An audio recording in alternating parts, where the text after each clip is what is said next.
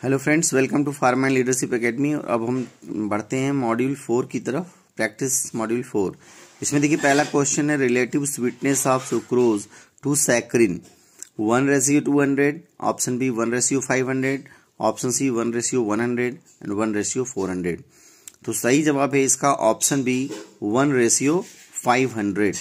तो relative sweetness of sucrose to saccharin is 1:500। Next question number 2, following statement is more accurate with respect to limitations of Arrhenius relationship for stability prediction.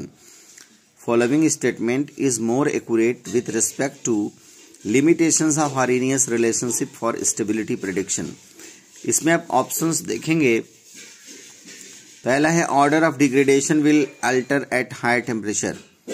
Option B, equal moisture concentration will be mentioned at different temperature. Option C, less relative humidity and oxygen solubility at higher temperature.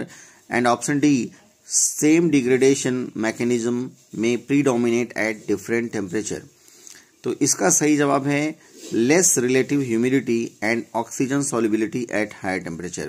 यानी जैसे temperature बढ़ेगा तो relative humidity कम होगी and oxygen solubility भी कम होगी।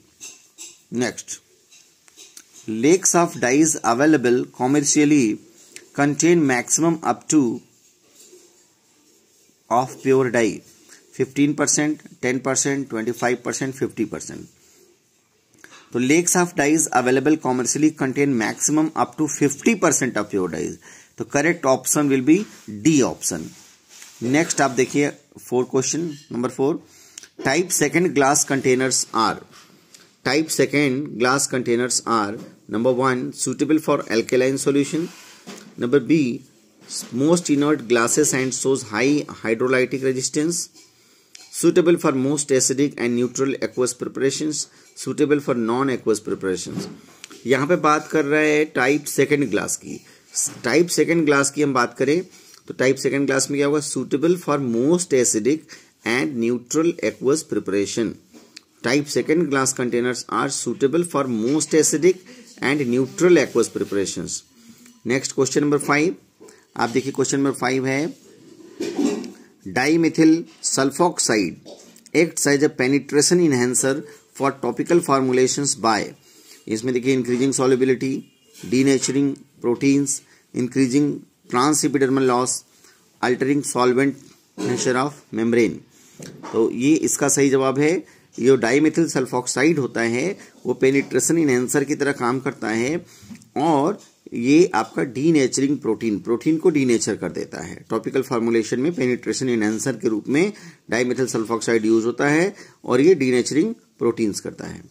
Next देखिए question है, as per European Pharmacopoeia technical guide substance stored at 25 degree centigrade for 24 hours at 80% relative humidity called very hygroscopic when increase in weight is। इसमें देखिए इसका है more than 15% weight by weight, option number C. देखिए question number 7, sick test toxin is a sterile filtrate from a culture of। इसमें rickettsia prowazekii, mycobacterium diphtheriae, corynebacterium diphtheriae and actinobacillus mallei. तो देखिए सिक test toxin जो होता है उसकी अगर हम बात करें तो इसका सही जवाब होता है corynebacterium diphtheriae. Schick test toxin is a sterile filtrate from a culture of corynebacterium diphtheriae, बिल्कुल याद रखिएगा। नेक्स्ट आपका क्वेश्चन है वायोलिन गट इज ऑब्टेन्ड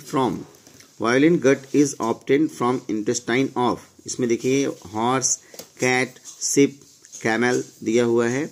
तो वायोलिन गट की हम बात करें तो violin gut is obtained from intestine of sheep. तो वायोलिन सिप याद रखिएगा, violin gut is obtained from intestine of sheep.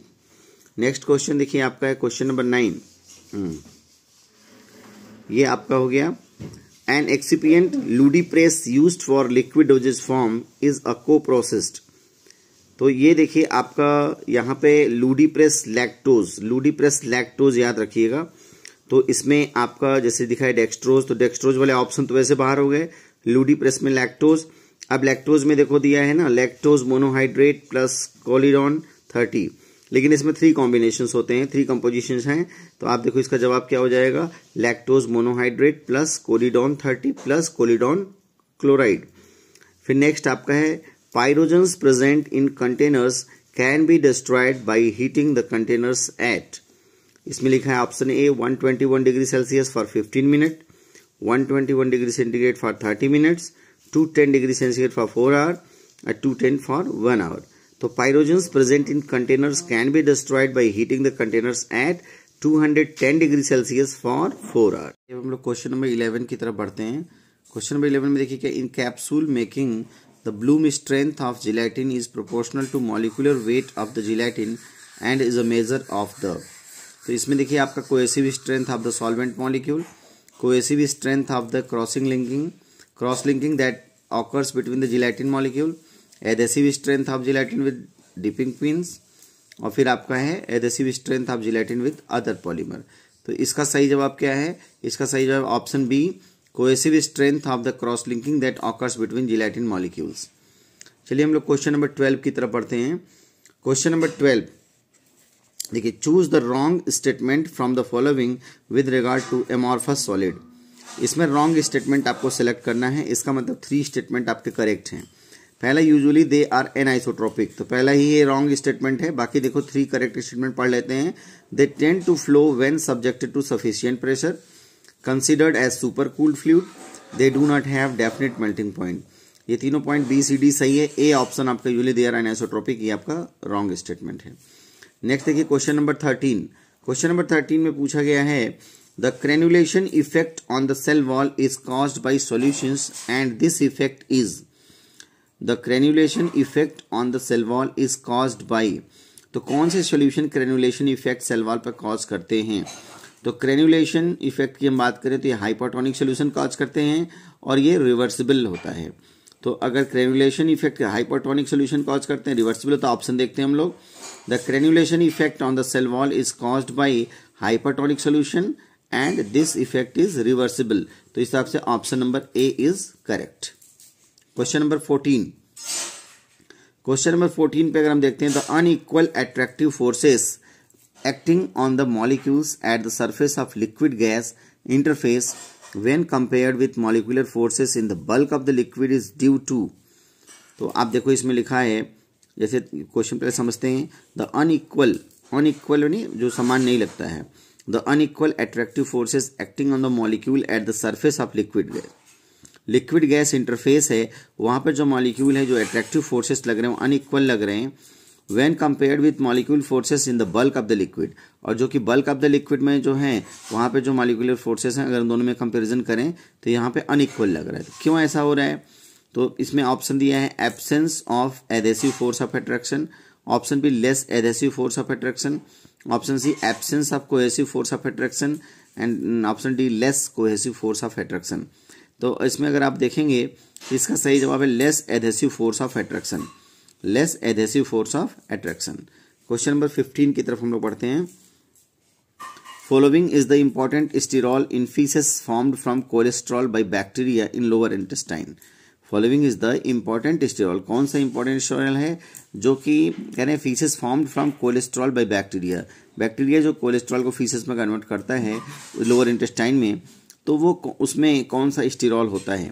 तो option A 7 alpha hydroxy cholesterol, फिर आपका option B coprostanol, option C 7 D hydrocholesterol and option D lithocholic acid.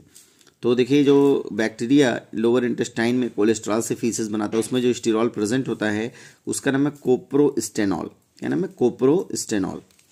Next question number 16 पे हम लोग बढ़ते हैं। ये आपका है according to distribution law select the appropriate expression for the concentration of a solute when it exists as monomer in solvent A and dimer in solvent B। solvent A में वो monomer की तरह एग्जिस्ट करता है और solvent B में dimer की तरह। assume CA concentration of solute in solvent A, CB concentration of solute in solvent B, alpha degree of dissociation। तो ऑप्शन, तो इसमें देखो कुछ क्वेश्चन ये पैटर्न सेट होते हैं। इसका ऑप्शन डी है K is equal to CA divided by under root CB। Question number 17 की तरफ बढ़ते हैं हम लोग। The drug concentration between minimum effective concentration MEC and maximum safe concentration MSC is called. तो यानी कि देखो मिनिमम इफेक्टिव कॉन्सेंट्रेशन और मैक्सिमम सेफ कॉन्सेंट्रेशन के बीच का जो है ड्रग कॉन्सेंट्रेशन उसको हम क्या बोलते हैं। तो option toxic range, option B therapeutic index, option C therapeutic ratio, option 4 therapeutic range. Question number 17 में हम सही जवाब क्या होगा, थेरेप्यूटिक रेंज, थेरेप्यूटिक रेंज। तो आपका ये जो minimum effective concentration and maximum safe concentration है उसके बीच का जो रेंज होता है उसको हम बोलते हैं थेरेप्यूटिक रेंज। क्वेश्चन नंबर 18 को देखिए, production of acetyl methyl carbinol can be detected by which of the following test. तो ये आप किस टेस्ट से कर सकते हो, तो इसका है वोक्स प्रोस्कैवेर टेस्ट। ठीक है, ये आप याद रख लेना, production of acetyl methyl carbinol can be detected by which of the following test, तो आपका Voges Proskauer test. Question number 19 देखते हैं हम लोग, the temperature dependence and the theory of viscosity is expressed by the following. The temperature dependency and the theory of viscosity is expressed by the following. आपने पहले भी पढ़ा है, the temperature dependency and the theory of viscosity expressed by the following. इसमें Stern-Baumer equation, Arrhenius equation of chemical kinetics, Higuchi equation and Gibbs equation. The temperature dependency and the theory of viscosity expressed by the Arrhenius theory of chemical kinetics. Question number 20 पे हम लोग चलते हैं।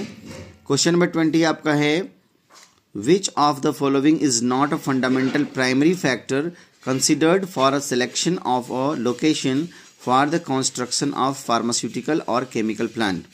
अगर आपको कहीं पर फार्मास्यूटिकल और केमिकल प्लांट बनाना है तो ऐसे में इनमें से कौन सा प्राइमरी फैक्टर या फंडामेंटल प्राइमरी फैक्टर नहीं है, जैसे soil, market for products, labour supply, raw material. तो आपको पता है लेबर सप्लाई इंपॉर्टेंट है और रॉ मटेरियल इंपॉर्टेंट है, मार्केट फॉर प्रोडक्ट भी इंपॉर्टेंट है, सॉइल आपके लिए इंपॉर्टेंट नहीं है। नेक्स्ट क्वेश्चन नंबर 21 देखते हैं हम लोग। क्वेश्चन नंबर 21 में देखें आप, तो आपका है the following gram positive bacteria species is positive for the coagulase test, a test for the ability of bacteria to cause blood plasma clot. तो इसमें देखो ऐसा एबिलिटी बैक्टीरिया का जो ब्लड प्लाज्मा को क्लॉट कर दे, तो कह रहे हैं ऐसा कौन सा ग्राम पॉजिटिव बैक्टीरिया स्पीसीज है जिसके लिए कोएगुलेज टेस्ट पॉजिटिव आता है, यानी ब्लड प्लाज्मा को क्लॉट कर देता है। तो ऑप्शन में आपका S epidermidis, S aureus, S saprophyticus and S lactis. तो ये है आपका, अब यहाँ पे देखिए कौन सा जवाब होगा इसमें। तो इसमें आपका जवाब है एस ऑरियस। स्टेफ ऑरियस का नाम सुना हो, स्टेफाइलोकोकस ऑरियस। तो ये ग्राम पॉजिटिव बैक्टीरिया होता है, ये आपका कोएगुलेज टेस्ट पॉजिटिव देता है। Question number 2, next question number 22, the version of GMP in India that describe requirement of factory premises for manufacture of cosmetics. आपको इसमें बताना है कि जो गुड मैन्युफैक्चरिंग प्रैक्टिस है इंडिया में, वहाँ पे कौन सा जो शेड्यूल है वो कॉस्मेटिक्स के लिए, ठीक है ना, बताता है कि फैक्ट्री प्रीमाइसेस की जो रिक्वायरमेंट है उसको बताता है। The version of GMP in India that describe the requirement of factory premises for manufacture of cosmetic.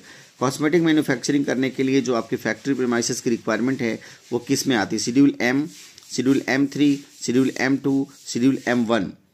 तो ये आपका जवाब है शेड्यूल M2। शेड्यूल M2 जो है उसमें कॉस्मेटिक्स जो है उसकी मैन्युफैक्चरिंग के लिए जो फैक्ट्री प्रीमाइसेस की रिक्वायरमेंट है उसके बारे में बताया गया है। Question number 23, this fungus is also known as opportunistic pathogen often isolated from warm blooded animal.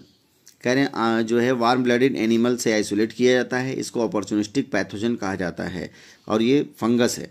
तो देखो aspergillus niger, penicillium notatum, penicillium chrysogenum और कैंडिडा एल्बिकेंस। तो आप लोगों को पता भी होगा अपॉर्चुनिस्टिक पैथोजन जो कि वार्म ब्लडेड एनिमल से आइसोलेट। सही जवाब क्या हो जाएगा, इसका सही जवाब है कैंडिडा एल्बिकेंस।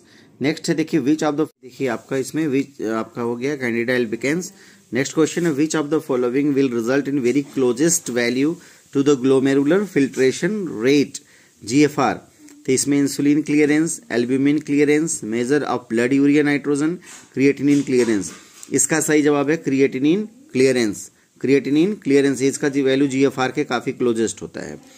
नेक्स्ट क्वेश्चन है while studying solid state physico chemical properties the packing property of drug include. Heat capacity, solubility, refractive index, entropy.